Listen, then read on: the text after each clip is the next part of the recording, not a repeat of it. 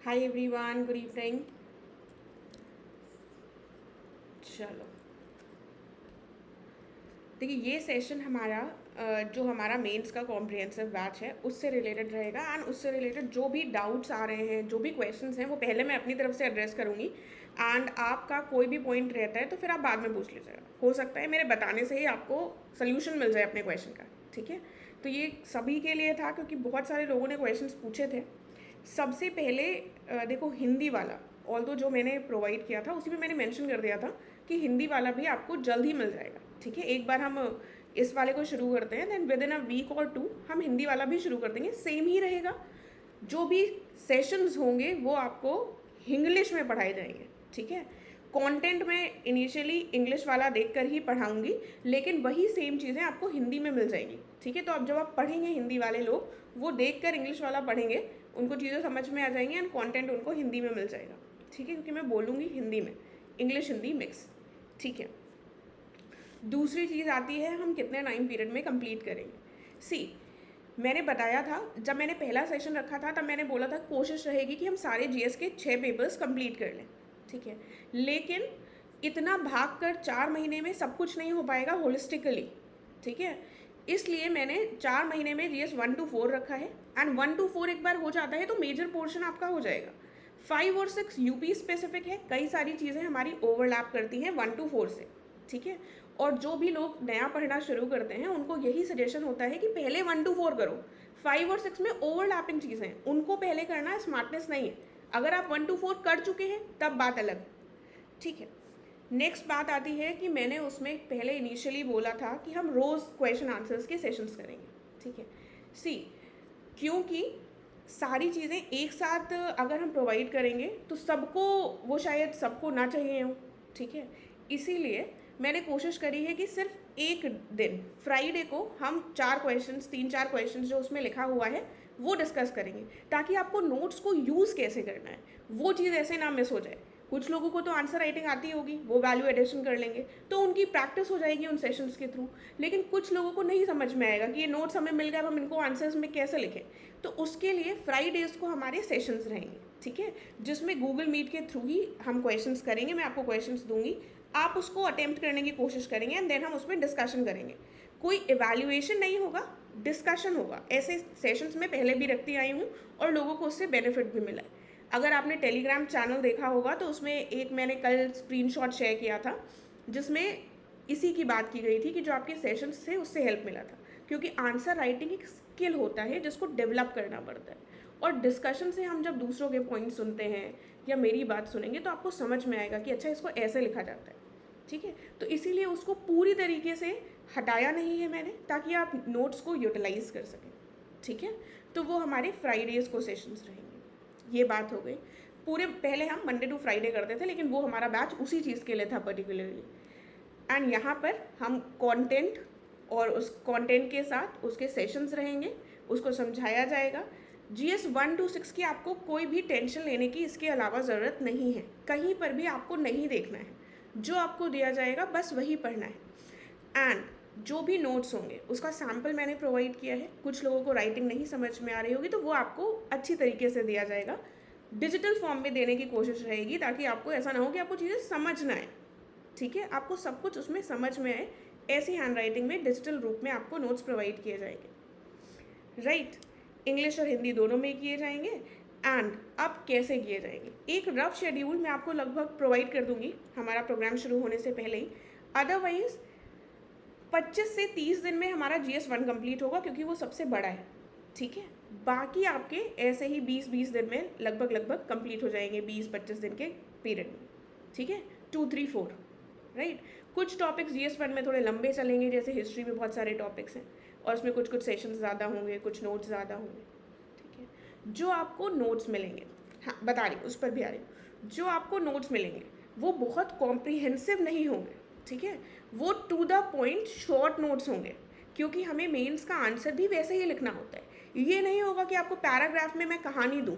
ठीक है, मैं आप जहाँ पर जो छोटा पॉइंट होगा वो मैं वीडियो क्लासेस के थ्रू आपको एक्सप्लेन भी करूँगी, तो आपको उस पॉइंट का रेलेवेंस भी समझ में आ जाएगा, कॉन्टेक्स्ट भी समझ में आ जाएगा।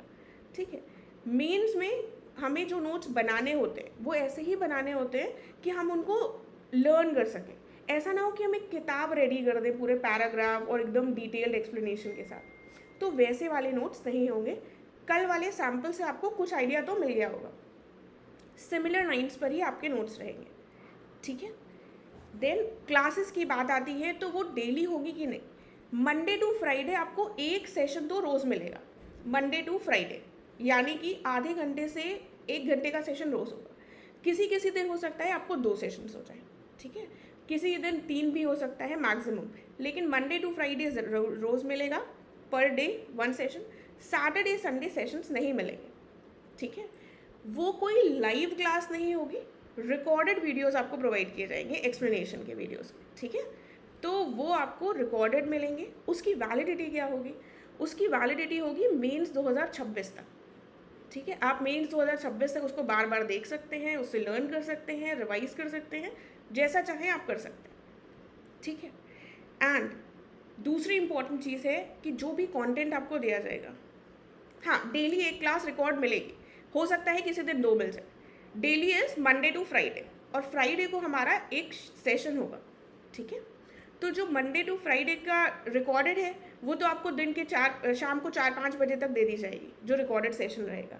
बाकी मैं टाइमिंग्स एक बार ग्रुप में फिर से कंफर्म कर दूँगी। दूसरी बात आती है जो फ्राइडे का सेशन होगा। वो सेशन की टाइमिंग मैं जब ग्रुप हमारा स्टार्ट हो जाएगा उसमें जो लोग होंगे उनके कन्वीनियंस के हिसाब से और अपने कन्वीनियंस के हिसाब से एंड में डिसाइड करूँगी, ठीक है। तो वो फ्राइडे के सेशन की टाइमिंग अभी नहीं बता पाऊँगी। नेक्स्ट एक इम्पॉर्टेंट बात आती है, किसी ने कमेंट भी किया था कि ये कंटेंट जो है इनका अच्छा है या नहीं।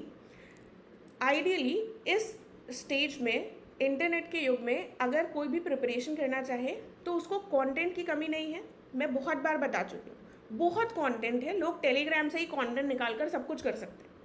बट देन ऐसा एक चीज़ जो सबसे इम्पॉर्टेंट है वो है सही गाइडलाइंस, सही गाइडेंस, ठीक है, कि हमको पढ़ना क्या है। इसमें से हमको इतना सारा जो दे रखा है सब ने, उसमें से हमारे काम का क्या है जो हम नहीं कर पाते हैं, ठीक है। वही चीज़ आपको इसमें हेल्प मिलेगी, क्योंकि आपको वो जो एक ओशियन है कंटेंट का, उससे जो भी चीज़ आपको मार्क्स दिलवाएगी, जो भी चीज़ आपके एग्ज़ाम के लिए रेलेवेंट है, टू द पॉइंट चीज़ें आपको मिलेंगी, ठीक है। तो ये जो कोर्स है वो आपके लिए इसीलिए हेल्पफुल है कि पहली बात तो जब आप सेशन सुनेंगे तो आपको चीज़ों को समझने के साथ मेरी कोशिश रहेगी ट्रिक्स वगैरह भी शेयर करती रहूँ, जैसे मैंने पर्सनली अपनी जर्नी में मेंस का कंटेंट भी, क्योंकि लर्न करना पड़ता है, तो वो आप लर्न कर सकें, ठीक है। दूसरी चीज़ है, कहीं से भी आपको कोई और कंटेंट देखने की ज़रूरत नहीं पड़ेगी। कुछ करंट अफेयर्स वाला होगा वो मैं आपको खुद ही शेयर करूँगी, राइट। देखिए, live session will be very time consuming, 16 live answer writing and 1 pager notes. देखिए, नोट्स जो होंगे वो छोटे ही होंगे। आप ऐसा 1 पेजर के पीछे नहीं भागोगे कि किसी टॉपिक में अगर हमें लग रहा है कि 2-3 पेज के हैं और रेलेवेंट हैं तो वो हो, ठीक है। आंसर राइटिंग के लिए, एक डेली आंसर राइटिंग के लिए हम एक डिफरेंट बैच शुरू करेंगे। इसी के साथ हमने मर्ज नहीं किया है, क्योंकि सबको सारी चीज़ों की ज़रूरत नहीं है। जो इसको लेना चाहेगा, जो उसको लेना चाहेगा, जिस हिसाब से जिसके लिए जो कन्वीनियंट होगा वो करेगा। इस बैच में नोट्स के साथ 1 दिन की क्लास मैंने ज़रूर रखी है, क्योंकि वो बहुत इंपॉर्टेंट है। उसके बगैर जो लोग नए हैं वो नहीं समझ पाएंगे कि नोट्स को कैसे यूज़ किया जाए, ठीक है। देखो, PYQ ऐड डायरेक्टली नहीं होगा, लेकिन जो भी हम कंटेंट पढ़ेंगे उसमें PYQs की जो भी थीम्स हैं उनको सबको ऐड किया जाएगा। तो ऐसा नहीं होगा कि कोई PYQ की थीम से क्वेश्चन पूछा गया है और वो वाला टॉपिक वाली थीम हमारी यहाँ पर रह जाए। वो सब कुछ कवर्ड होगा, ठीक है। तो उसकी टेंशन नहीं लेनी है। आपको साथ में एक चीज़ मैं और प्रोवाइड करूँगी, वो ये है कि टॉपिक वाइज जो PYQs हैं, ठीक है, कि जैसे मान लो आर्ट एंड कल्चर से हमने शुरू किया, तो आर्ट एंड कल्चर के लिटरेचर वाले पार्ट से जो क्वेश्चंस पूछे गए, कुछ पार्ट्स पूछे गए हैं गुप्ता एज के साइंस एंड टेक्नोलॉजी से, ठीक है, इस बार मॉडर्न एज से पूछा गया। तो थीम्स के साथ जो PYQs हैं उसकी लिस्ट आपको प्रोवाइड करूँगी मैं, ठीक है, ग्रुप में। एंड देन जो हमारा कंटेंट होगा उससे आपको आंसर्स निकालने हैं। हाँ, यही पूछे थे ना, PYQs अनसॉल्व्ड होंगे, ठीक है, सॉल्व नहीं होंगे।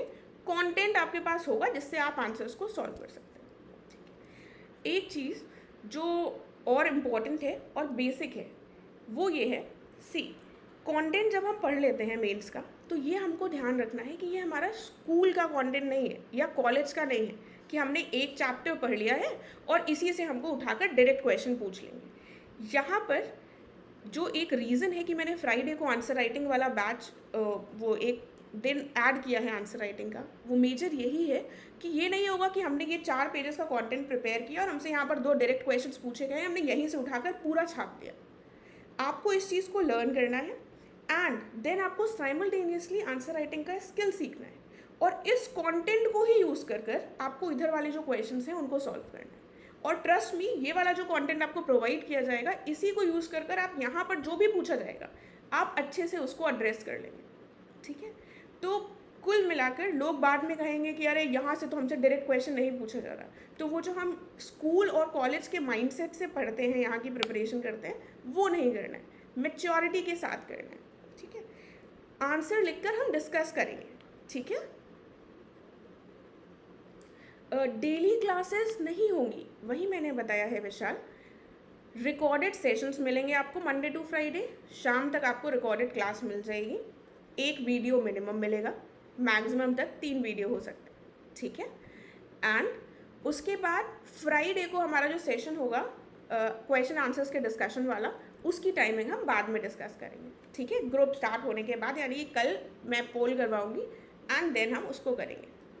ऐसे और हिंदी के लिए भी हम अलग से प्रोग्राम लेकर आएंगे, तो उसमें हम स्ट्रैटेजीज की डिस्कस करेंगे। ये वाला मेंस का बैच हमारा it is only for GS 1 to 6। GS 1 to 6 की यहाँ पर कोई भी आपको टेंशन नहीं लेनी है।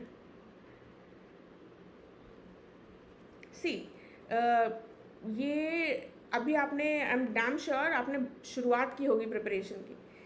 अंडर 10 रैंक लाना ऐसा नहीं होता है, ये अगेन ये स्कूल नहीं है कि हमने पूरा पढ़ लिया और हम अंडर 10 आ गए, ठीक है।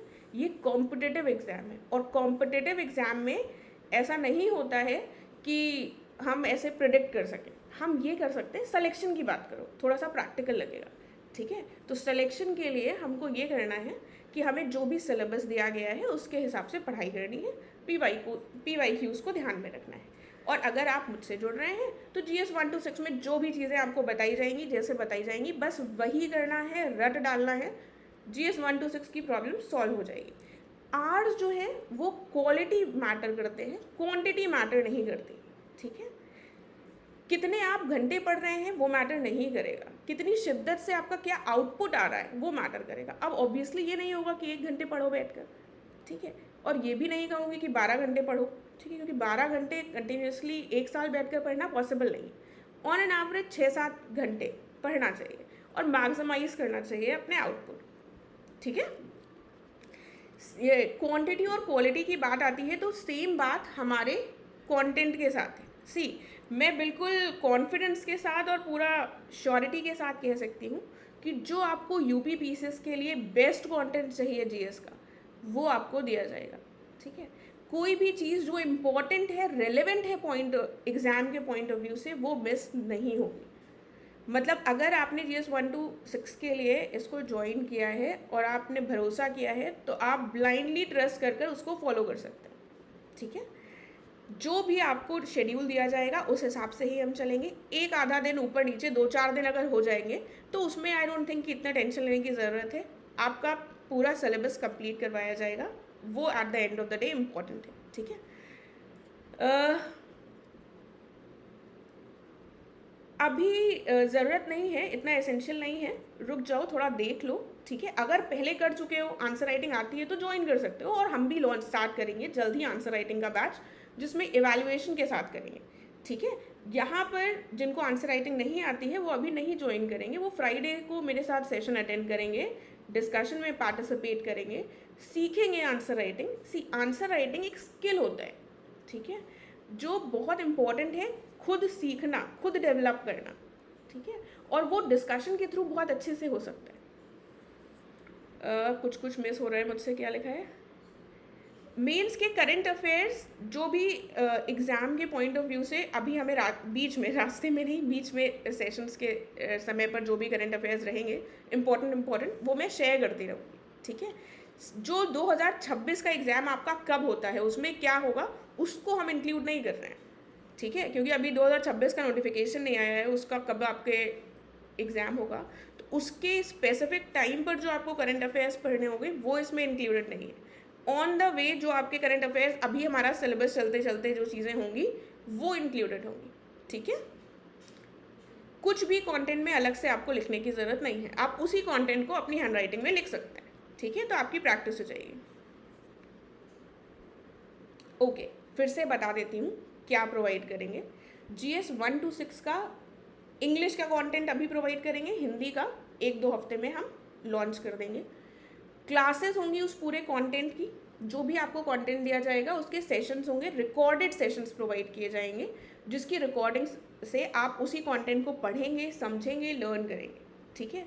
ये चीज़ रहेगी। GS 1 to 6 आपका सॉर्ट हो जाएगा। देन दूसरी चीज़ रहेगी, फ्राइडे को उस कंटेंट से ही हम कैसे क्वेश्चन आंसर्स की प्रैक्टिस कर सकते हैं। तो जो दूसरा पार्ट है जिसको हम फ्राइडे को केवल रखेंगे वो है कंटेंट को यूज़ कर आंसर राइटिंग का स्किल डेवलप करना, ठीक है। जिसको आती है आंसर राइटिंग उसकी प्रैक्टिस हो जाएगी, क्योंकि कंटिन्यूटी इज़ वेरी इंपॉर्टेंट, ठीक है। देन कवरेज हम सिलेबस थीम वाइज करेंगे, और सिलेबस को जो भी रेलेवेंट टॉपिक्स हैं सब कुछ कवर हो जाएगा। मतलब GS 1 to 6 में कुछ ज़्यादा बचेगा नहीं, ठीक है। सिलेबस के टॉपिक को उठाएंगे एंड देन उसमें जो भी इंपॉर्टेंट थीम्स हैं उनके हिसाब से हम कवर करेंगे। And ma'am current affairs GS 5 and 6 का आफ्टर अभी आई एम प्लानिंग कि 1 महीने में आंसर राइटिंग का बैच लॉन्च किया जाए, और GS 5 और 6 का वैल्यू एडिशन वही मैं कह रही हूँ, वो हमारा जैसे अब GS 5 और 6 के में जो भी करंट अफेयर्स से रिलेटेड इंपॉर्टेंट टॉपिक्स पढ़ाते टाइम वाले सेशन में रहेंगे वो कवर किया जाएगा। लेकिन आपके एग्ज़ाम की डेट क्योंकि अभी क्लियर नहीं है, तो उस पॉइंट तक मैं ये नहीं कह सकती हूँ कि तब हम करंट अफेयर्स देंगे, ठीक है। कि हो सकता है वो जून में चला जाए आपका, हो सकता है, मतलब इसमें भैया आप मैसेज मत करना, आई एम जस्ट जनरली से, क्योंकि उसकी डेट नहीं पता है मुझे, तो उसके लिए मैं अभी से प्रॉमिस नहीं कर सकती हूँ कि हम करंट अफेयर्स देंगे, ठीक है।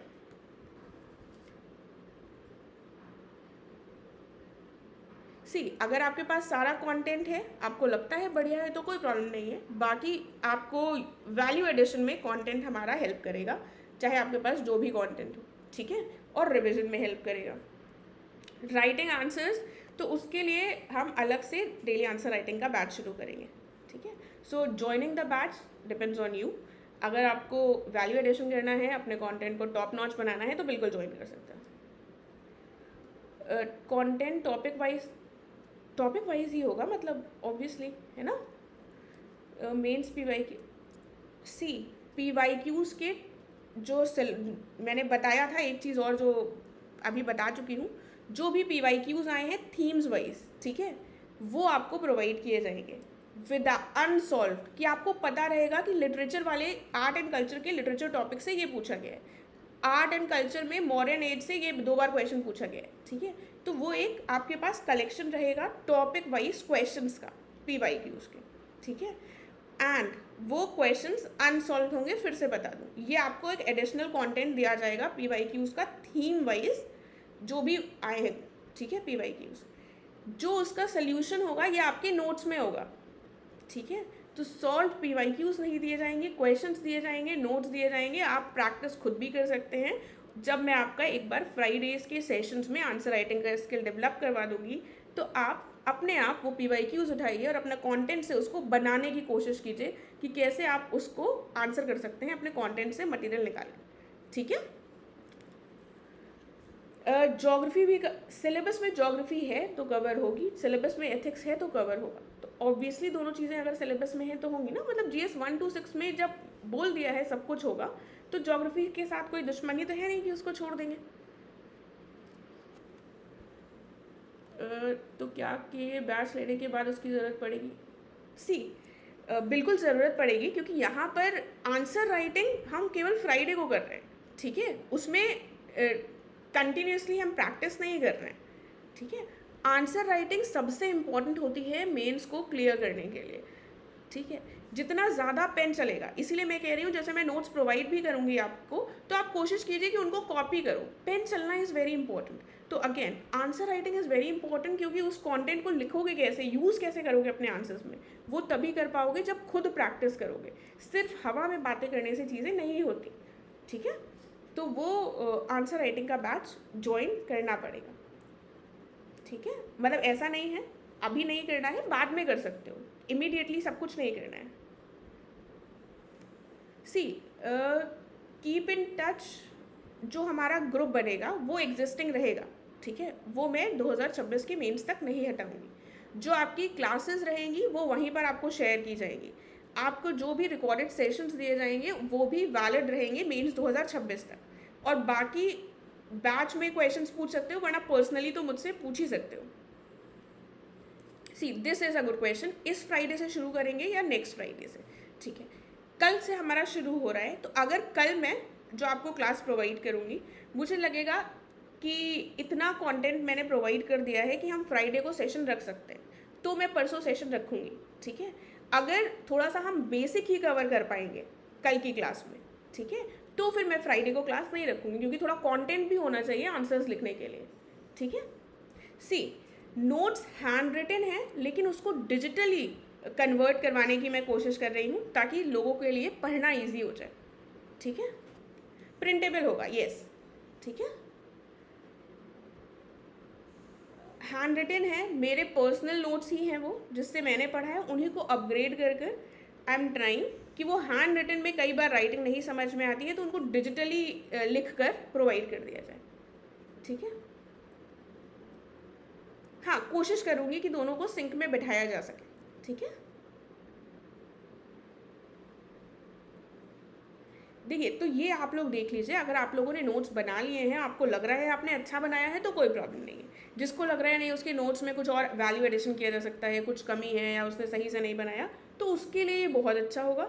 बहुत ही कॉन्फिडेंस के साथ मैं ये कह सकती हूँ कि जो भी आपको कंटेंट प्रोवाइड किया जाएगा अलॉन्ग विद द क्लासेस, बहुत ही परफेक्ट होगा वो हमारे यूपीपीसीएस के हिसाब से, जैसे वहाँ पर पूछा जाता है, जितनी ज़रूरत होती है, ठीक है। ये कॉन्फिडेंस इसलिए है क्योंकि मैंने खुद वो पढ़कर चीज़ें बनाई हैं, ठीक है। किसी दूसरा, जब कोई दूसरा करता है तो हम उस पर इतना ट्रस्ट नहीं कर सकते, लेकिन जब हम खुद चीज़ों को करते हैं तो हमको पता होता है कि हमने किया है तो उसको कितनी शिद्दत से किया है, ठीक है। तो सिमिलरली यहाँ पर जो भी आपको कंटेंट मिलेगा वो बहुत ही क्वालिटी होगा, क्वांटिटी पर फोकस नहीं होगा कि मैं आपको 1000 पेजेस का कंटेंट दे दूँ, या ये भी नहीं होगा कि भाई अब हम एक ही पेज के नोट्स देंगे, ठीक है। तो ऐसा कुछ भी नहीं है, focus is only on the quality, कि वो क्वालिटी आपका पर्पस सर्व करना चाहिए, ठीक है।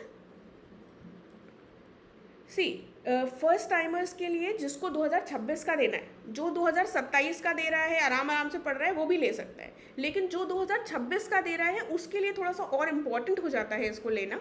इसलिए इम्पॉर्टेंट हो जाता है कि हमें मेंस की प्रिपरेशन प्रीलिम्स से पहले कर कर थोड़ी तो रखनी होती है। हमारे पास नोट्स होने चाहिए, हमको चीज़ों का पता होना चाहिए, अदरवाइज हम प्रीलिम्स के बाद उतना समझ नहीं पाते, ना ही हमें उतना टाइम मिलता है। और प्रीलिम्स अगर एक बार निकलता है और हम मेंस रेडी नहीं हैं, तो वो हमें बैकफायर कर सकता है, क्योंकि प्रीलिम्स निकालना ही आज के ज़माने में चैलेंज है, ठीक है। सी ये मैंने कह दिया है, जो मैं आपको नोट्स प्रोवाइड करूँगी उसके अलावा आपको कोई भी और नोट्स कहीं भी नहीं देखने हैं, ठीक है। This is your one stop solution. जो आपको नोट्स प्रोवाइड किए जाएंगे, ट्रस्ट करना है आपको, उसी को पढ़ना है और साथ में आंसर राइटिंग की प्रैक्टिस करनी है, ठीक है। ये देखिए, ये शायद पॉसिबल नहीं हो पाएगा, क्योंकि मैं सेम ही डे दोनों चीज़ें देने का सोच रही हूँ। बाकी एक बार देखती हूँ, अगर पॉसिबल आगे चलकर होगा तो एडवांस में दूँगी, ठीक है। चलो, वैसे तो मैंने आप लोगों के लिखने कितने भी बार देख सकते हैं, देयर इज़ नो लिमिट, ठीक है। कितने भी बार रिकॉर्डेड वीडियो को देख सकते हैं, ऐसा कुछ भी नहीं एक ही बार देख सकते हो। मेंस 2026 तक आराम से देख सकते हो, ठीक है। अभी इनिशियली वीडियोस जो होंगे वो यूट्यूब में प्राइवेटली आपको शेयर किए जाएंगे, एंड देन इवेंचुअली हम शिफ्ट कर जाएंगे वेबसाइट पर और ऐप पर, ठीक है। हम उस पर वर्क कर रहे हैं, तो वो आपको थोड़ा सा डाउनलोड कर कर उसमें देखना होगा। और प्लीज़ वीडियोस को, आप कंटेंट को अपने तक रखिएगा। ईमानदार प्रयास अगर हमारी तरफ से है तो हम यही चाहेंगे कि आपकी तरफ से भी प्रयास ईमानदार हो, ठीक है। ये ना हो कि आप कंटेंट सबको दे रहे हैं, बहुत ही क्वालिटी अगर चीज़ें बोल रही हूँ तो ट्रस्ट मी क्वालिटी चीज़ें ही मिलेंगी। तो उसको अपने तक रखिएगा ताकि आपका निकले, आपने मेहनत की है, आपने ज्वाइन किया है, ये ना हो कि आप सबको फैला दे हो। पीटी का जो हिस्ट्री, हाँ ठीक है भावना, उसको मैं दे दूँगी। चलो आप एक बार हाथ उठा लीजिए। विकास बताइए। Ma'am good evening. Good evening. Ma'am ये पूछना था कि जैसे जो क्लासेस चलेंगी, ये रिकॉर्डेड क्लासेस 4 दिन जो मिल रही है, तो जैसे कि कुछ डाउट होगा, जैसे कि टॉपिक्स हैं, तो कुछ एक में जैसे कि कितना डेप्थ में पढ़ना है, कितना, तो वहाँ तो समझ में आ जाएगा, लगभग 90% तो समझ में आ जाता है। लेकिन कभी कभी क्या होता है, कोई टॉपिक होता है कि वो वहाँ पे नहीं समझ में आ रहा है, कुछ डाउट हो रहा है उसमें, तो उसके लिए जैसे कि लास्ट डे अगर हाफ एन आवर टाइप अगर सेशन ले ले कि हाँ कोई डाउट है अगर इसमें जितना वीक में पढ़ाया गया, तो वो थोड़ा सा ठीक रहेगा, क्योंकि फिर कोई ऐसा सेशन है नहीं इसमें, फिर जैसे कि रिकॉर्डेड सेशन ही मिल रहा है, तो फिर वो रिकॉर्ड होता जाएगा, फिर वो चीज वहीं पे आदमी क्लासेस आगे बढ़ जाती है, फिर वो रह जाता है। ठीक है, ये मैं एक बार सोचती हूँ, ये हम कर सकते हैं, ये फ्राइडे के सेशन वाले दिन ही थोड़ा सा एक्सटेंड कर लेंगे, अगर किसी का कहीं डाउट होगा तो उसको डिस्कस कर सकते हैं। ठीक है विकास, इस पर मैं जी मैम, सोचती वही। हूँ, इसको इंक्लूड कर सकते हैं। और मैम ये दूसरा जो ये आंसर राइटिंग वाला, जैसे पिछली बार हम लोगों ने किया था, तो वो वाला मतलब कब से लगभग प्लान है स्टार्ट करने का? वो देखिए, अभी तो मैं डेली इवैल्यूएशन वाला सोच रही हूँ, अगर उसको मुझे एक बार देखती हूँ, अगर इसके साथ क्लासेस के साथ मैनेज हो पाएगा तो उसको भी हम 1 महीने के अंदर लॉन्च कर सकते हैं। ठीक है, उससे मतलब अच्छा रहता है, उसमें मतलब पता चल जाता है, उसमें क्या टाइमिंग से भी रहती है कि ठीक है जल्दी करके देना है, हाँ तो वो बहुत हेल्प करता है।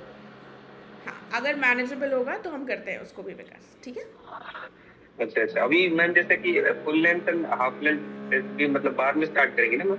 हाँ अभी मत कीजिए, अभी जो ये वाला टाइम है इसमें हमको क्वालिटी, अपना कंटेंट को अपग्रेड करना है कि हम अपने कंटेंट को और बेटर कैसे कर सकते हैं। ठीक है, अभी तो आप मेंस देकर आ रहे हैं तो आपको थोड़ा कंटेंट आपका याद होगा, ठीक है, उसी को और बेहतर करने की कोशिश कीजिए।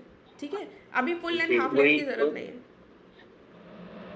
तो वहाँ पे थोड़ा समझ में आया कि कंटेंट थोड़ा सा और अच्छा रहता है, थोड़ा सा जैसे चीजें है कि 4-5 पॉइंट याद आ रहे हैं, तो एक दो हाँ पॉइंट और जैसे कि आपने जो सब दिया है, तो मतलब ये वहीं पे थोड़ी सी कमी महसूस हुई कि थोड़ा और अच्छा होना चाहिए था, थोड़ा सा और डाइवर्सिफाइड रहता तो और बेटर रहता नीचे, फिर वो और जब लर्न मैं करने पर टॉपर फोकस कॉपी कीजिए। हाँ बताइए। टॉपर कॉपी की जब देख रहा था, तो वही वहां पे कमी मुझे महसूस हुई कि बस ऊपर का तो पोर्शन ठीक है, लेकिन लास्ट में वो जो कुछ एक्स्ट्रा जो बनाते हैं वहां पे कंटेंट कमी हो जा रही है, वो जो चीज एक्स्ट्रा वो डाल रहे हैं, तो वो अगर हो जाए तो फिर लगभग चीजें बराबर हो जाएंगी, तो वहां पे कंटेंट की कमी लगी मुझे। नहीं, वो उसके लिए एक चीज़ और करनी है विकास, कि चीज़ों को लर्न करते रहना, क्योंकि कई बार हमारे नोट्स में होता है लेकिन हम उसको रिकॉल नहीं कर पाते हैं। तो इस पॉइंट पर जी चीज़ों को लर्न करने पर फोकस करना है और अपने कंटेंट को अपग्रेड करना है।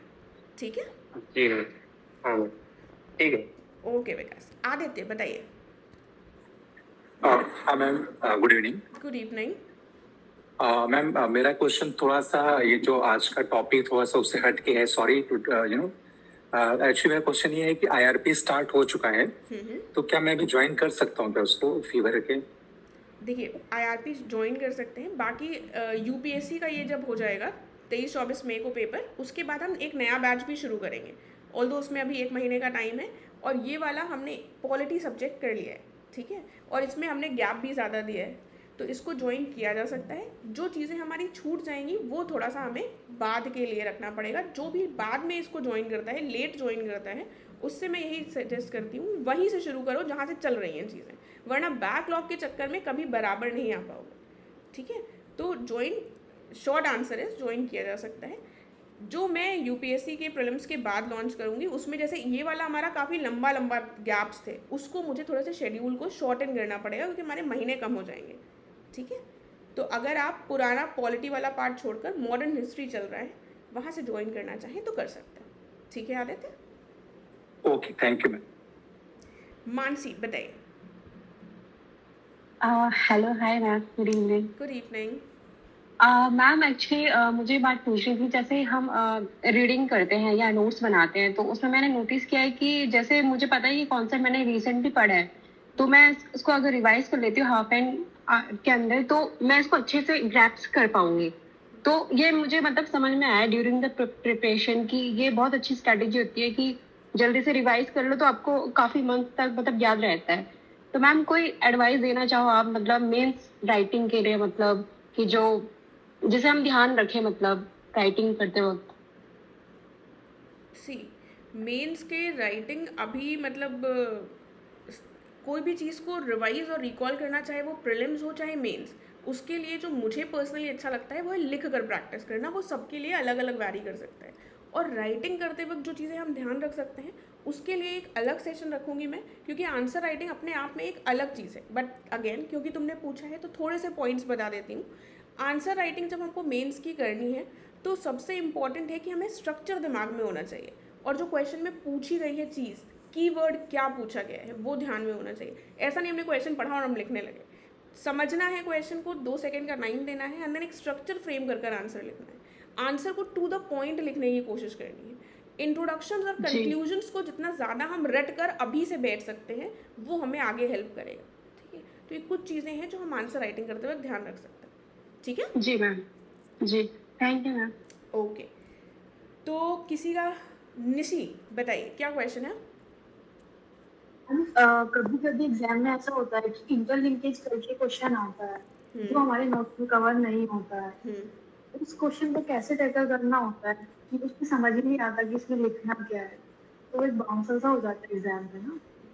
तो आगे हम अपना नोट्स में मतलब कैसे डायमेंशंस को फ्रेम करें या आगे प्रेडिक्ट करें कि ये चीज इसको इससे लिंक कर सकते हैं। मुझे लगता है वो भी एक इशू है means के लिए। सी ये एक बहुत इंपॉर्टेंट क्वेश्चन है, क्योंकि मैंने अभी थोड़ी देर पहले एग्जांपल दिया था कि ये हमारा स्कूल और कॉलेज वाला नहीं है कि हमने एक चैप्टर पढ़ लिया उसी से डायरेक्ट क्वेश्चन आ जाएगा। यहाँ पर इंटरलिंकेज आएगा तो हमें लगेगा ये तो नोट्स के बाहर है, ये तो बिल्कुल नया है, और वो मिलेगा। चाहे दुनिया भर की हर कोचिंग के नोट्स पढ़ लो, वहाँ पर कुछ ना कुछ नया मिलेगा। तो वहाँ पर जो चीज़ काम आती है वो आती है आंसर राइटिंग का एक स्किल। जो भी आप ऐसे लोगों से मिलेंगे जिन्होंने मेंस क्वालिफाई किया है, अच्छे से वो मेंस पढ़े हैं, तो वो आपको बताएंगे कि बाउंसर क्वेश्चन को भी वो छोड़ कर नहीं आते हैं, वो लिख कर आते हैं। ठीक है, और वो लिख कर कैसे आएंगे, क्योंकि वो उस क्वेश्चन में जो चीज़ पूछी गई है कुछ तो ऐसा होगा ना कि सुना हुआ है, उससे संबंधित आंसर को फ्रेम कर लेंगे। और उनको पता है कि एक आंसर में मेन बॉडी कैसे लिखी जाती है, उसका इंट्रोडक्शन और कंक्लूजन कैसे लिखा जाता है। उन्होंने आंसर राइटिंग इतना ज़्यादा प्रैक्टिस कर रखा है, तभी answer writing is a skill. क्योंकि वो नॉर्मली हम उठकर बैठ कर लिखने लगे तो नहीं लिख पाएंगे। जब हम प्रैक्टिस करेंगे, ठीक है, और मेच्योर हो जाएंगे उस लेवल का आंसर लिखने के लिए, तो हम किसी भी तरीके के क्वेश्चन को डील कर सकते हैं। वरना कभी ऐसा होता है क्या कि जो टॉपर्स हैं सब बता रहे हैं 20-20 क्वेश्चन लिखा है, कैसे लिख सकता है कोई पूरे 20 क्वेश्चन? ऐसा तो है नहीं कि उठाकर वहीं से दे दिए गए, बहुत सारे बाउंसर क्वेश्चन आएंगे। हर इंसान थोड़ी ना पूरे 20 क्वेश्चन पढ़कर जा पाता है। मतलब इट इज़ नॉट पॉसिबल कि हमें सारे 20 क्वेश्चन आते हो पेपर में। जो प्रैक्टिकल है आपको शायद ये कोई ना बताए, लेकिन उस 20 क्वेश्चन में होंगे आपके 13-14 क्वेश्चन, 15 क्वेश्चन मैक्सिमम जो आपको आते होंगे। 4-5 क्वेश्चन बिल्कुल रैंडम होंगे। तो वो 4-5 क्वेश्चन आप जो एक आंसर राइटिंग का स्किल डेवलप करेंगे उसी से वहाँ पर कर पाएंगे। ठीक है निशी? एक्चुअली जैसे 2025 में एक सोसाइटी का क्वेश्चन आया था कि पॉवर्टी और इलिटरेसी को उन्होंने लिंक किया हुआ था।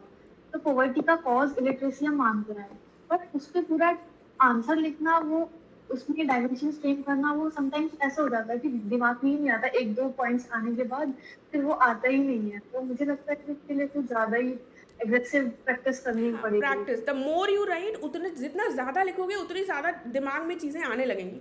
तभी आंसर राइटिंग बहुत इंपॉर्टेंट है। ठीक है, जितना ज़्यादा प्रैक्टिस करोगे अपने आप पॉइंट्स क्लिक करने लें। और कुछ एकदम ही रैंडम होता है जो हम बिल्कुल ही नहीं क्लिक कर पा रहे हैं, तो भी हम पॉइंट्स बना कर लिख पाते हैं अगर हमको आंसर राइटिंग आती है। ठीक है, तो इसीलिए प्रैक्टिस ज़्यादा से ज़्यादा करनी है, वही सॉल्व कर सकती है ऐसी प्रॉब्लम। ठीक है, चल ओके। क्या उनको भी करंट से सप्लीमेंट करना होगा? सी अभी हम जो करेंगे, जब हम करंट वाली चीज़ें करेंगे तो उसमें मैं करंट अफेयर्स के जो भी इंपॉर्टेंट होंगे उसके न्यूज़पेपर कटिंग्स और ये सारी चीज़ें प्रोवाइड करती रहूँगी। ठीक है, जो हमारे टॉपिक से रेलिवेंट रहेंगे। ठीक है, जो कंटेम्प्रेरी जो हमारा टाइम चलेगा उसमें आपको नोट्स करंट अफेयर्स की चीज़ें मैं बताती रहूँगी, पेपर कटिंग्स एंड एवरीथिंग जो इंपॉर्टेंट टॉपिक्स होंगे। लेकिन आपको अलग से सप्लीमेंट करने की अभी ज़रूरत नहीं पड़ेगी। ठीक है, खुद से नहीं बनाने, उसी को उससे मतलब उसको कॉपी कर लो ताकि राइटिंग प्रैक्टिस हो जाए, ये कह रही थी मैं। ठीक है, चलो किसी ने हाथ उठाया हो, मैंने क्वेश्चन ना पूछा हो, सबके डाउट्स क्लियर हो गए? किसी को कोई समस्या तो नहीं है? सबको क्लैरिटी मिल गई है? चलो तो इसको हम यहाँ पर एंड करते हैं। इन केस किसी का कोई डाउट हो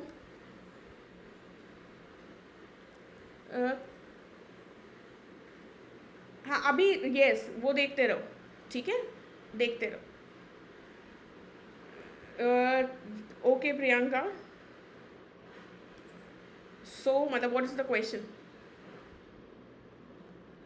आंसर राइटिंग कोर्स सिमरन हम जब लॉन्च करेंगे तब उसके बारे में बताएंगे, ठीक है। अभी इस प्रोग्राम में केवल फ्राइडे को डिस्कशन से रिलेटेड है, ठीक है। तो उसके बारे में मैंने बता दिया है, क्वेश्चंस दूंगी 4 जो उसमें मेंशन है, उन पर मैं आपको आधा घंटा या पौन घंटा 1 घंटे का टाइम दूंगी, आपको उनको अटेम्प्ट करना होगा एंड देन उसको हम डिस्कस करेंगे कि इस क्वेश्चन को कैसे फ्रेम करना है, इसमें कैसे इंपॉर्टेंट पॉइंट्स हैं जो ज़रूर मेंशन होने चाहिए। सी ये एक लास्ट क्वेश्चन एड्रेस कर देती हूँ। जो लोग 2027 के लिए पढ़ रहे हैं, ठीक है, वो भी ये मेंस का बैच ज्वाइन कर सकते हैं, लेकिन कंडीशन ये है कि उनको प्रीलिम्स की थोड़ी सी जानकारी होनी चाहिए। मैं हमेशा ये कहती हूँ कि हमको प्रिपरेशन स्टार्ट करते ही मेंस में नहीं आना है। जब हम प्रीलिम्स से थोड़ा एक्वेंटेड हो जाएं, थोड़े सब्जेक्ट्स की हमें जानकारी हो, तब हम मेंस में जंप करें, ठीक है। तो 2027 वाले जो थोड़ा सा पढ़ते हुए आ रहे हैं, सेकेंड ईयर में है ग्रेजुएशन के, प्रीलिम्स पढ़ लिए हैं, वो इसको ज्वाइन कर सकते हैं, ठीक है। 2026 वाले भी सेम कंडीशन है, बट देन 2026 वालों के लिए पॉइंट ये है कि उनको प्रीलिम्स और मेंस दोनों चीज़ों को लेकर चलना पड़ेगा अगर वो सही में 2026 को भी क्वालिफाई करना चाहते हैं, ठीक है। तो वो क्या कर सकते हैं, वो इन सेशंस को सुनकर चीज़ों को समझ सकते हैं और साइमल्टेनियसली अपनी प्रीलिम्स की प्रिपरेशन में फोकस कर सकते हैं। और क्योंकि इन वीडियोज़ को आप आराम से जितने बार चाहें उतने बार देख सकते हैं, ऐसा तो है नहीं कि 2 बार देखोगे या 4 बार देखोगे, और समझने के लिए उसको 10 बार भी देखा जा सकता है। तो प्रीलिम्स की प्रिपरेशन के साथ साथ उसको कॉम्प्लीमेंट किया जा सकता है अगर आप 2026 की प्रिपरेशन कर रहे हैं और आप फ्रेशर भी हैं तब भी, ठीक है। ऑल्सो मैथ्स सी स्लो लर्नर, तो मैं ऐसा नहीं होता है, स्लो लर्नर कुछ भी नहीं होता है, सब एक ही जैसे होते हैं, डोंट वरी अबाउट इट। हाँ डेमो लेक्चर अवेलेबल रहेगा, ठीक है, अवेलेबल करवाऊंगी मैं एक डेमो लेक्चर 1-2 दिन के अंदर। कल से हमारा बैच शुरू हो रहा है, तो इस वीकेंड तक कोशिश रहेगी कि डेमो लेक्चर अवेलेबल हो जाए, तो जो भी रेफ़र करना चाहे उसको रेफ़र कर सकता है, ठीक है। चलिए फिर इसको हम यहाँ पर, अब बहुत क्वेश्चन हो गए हैं क्या।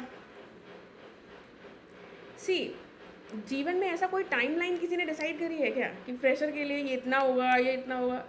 There is no fix timeline for anything. Generally कहा जाता है कि भाई 5-6 महीने तो एटलीस्ट पढ़ो, लेकिन लोग तुम देखोगे कि वो कहेंगे हमारा 2 महीने में मेंस निकल गया, ठीक है। So don't think it that way. अगर 2026 का अटेम्प्ट है, अभी टाइम है, उस पर फोकस करो, सारी चीज़ें पॉसिबल हैं, there is nothing impossible in this world, ठीक है। तो फ्रेशर के लिए सफिशिएंट टाइम है या नहीं, ये बहुत ही इररेलेवेंट क्वेश्चन है। टाइम है पढ़ने का, उस पर फोकस करना है बस। आंसर राइटिंग सेशन में नोट्स कैसे होंगे आकाश? आंसर राइटिंग सेशन में आंसर राइटिंग वाले जो आंसर होगा वो होगा, उसकी पीडीएफ होगी, ठीक है। तो यस इम्पॉर्टेंट पॉइंट ये है कि जो हम 4 क्वेश्चंस करेंगे उसके मॉडल आंसर्स मैं आपको दूंगी, ठीक है। तो जो हमारा फ्राइडे को क्वेश्चन होगा, जो डिस्कशन होगा, उसके मॉडल आंसर्स आपको मिलेंगे एंड उन पर डिस्कशन भी होगा, ठीक है। तो जो आपको बेसिक कंटेंट मिल रहा है उसके साथ साथ फ्राइडे के डिस्कशन वाले के भी आपको क्वेश्चन आंसर्स मिलेंगे, ठीक है। तो वो वाला भी एक एडिशनल कंटेंट होगा जो शायद मैं नहीं मेंशन करी हूँ पहले, ठीक है। और जो डेली आंसर राइटिंग का बाद में आएगा उसकी बात अभी हम यहाँ नहीं कर रहे हैं, ठीक है। चलो I think I have taken all the questions. In case अब किसी का कोई क्वेश्चन रह गया हो तो वो मुझे पर्सनली मैसेज कर सकते हैं, ठीक है। चलिए बाकी अच्छे से पढ़ाई करते रहिए। शुभम मैंने कहा है कि इसको हम ग्रुप स्टार्ट होने के बाद बताएंगे, ठीक है, मेजॉरिटी के हिसाब से। जो लोग नौकरी करते हैं उनका ध्यान रखूँगी, ठीक है। चलिए ओके एवरीवन, बाय बाय।